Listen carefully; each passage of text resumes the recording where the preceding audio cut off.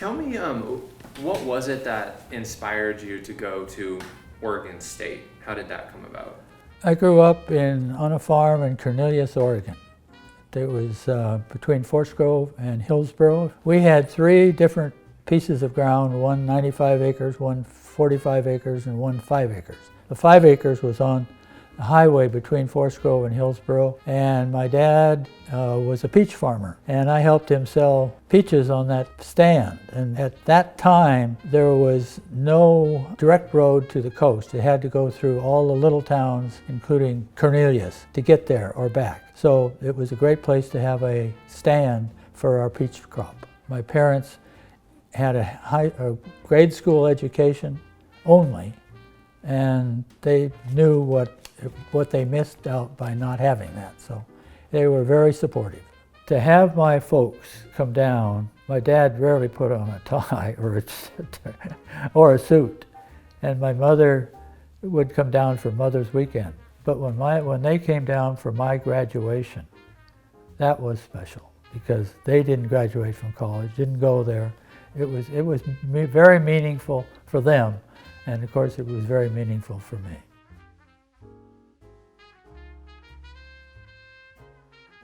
I went to an all-girls high school, and I didn't know where to go, but I knew that I would have to stay in Oregon. There was no question about that. So Mother Mary Arthur, who ran our school, interviewed each of the seniors as they were graduating to talk to them about what their future plans were. And so I told her that I was going to go to a school in Oregon. And she said, well, I think you should go to Oregon State.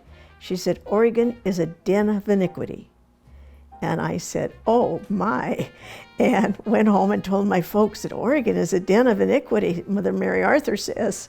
And so that's what got me, actually, because I had thoughts of being a nun. And my mom did not want me to be a nun, and so she said, you go to Oregon State for a year, and if you don't like it, you come home and we'll talk about you being a nun. Well, by the first week on campus, I was understanding that that was not my calling, and have stayed at Oregon State all 4 years.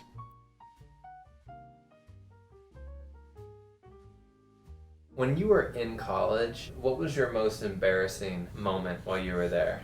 My English professor was Bernard Malamud, and called me up one day and he said, how in the heck did you get in my English class?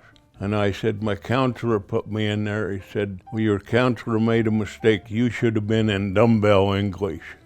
That was a little embarrassing. But he never flunked me. He gave me a D. I passed. Why do you think college is a good idea? Well, as I tell any young people, you should go to school. That doesn't make you smarter than the guy that doesn't go to school, but it opens doors the rest of your life. Just what little college that I had and went in the service made all the difference to me in the service. Oh, you had some schooling, ROTC, and I ended up in headquarter companies.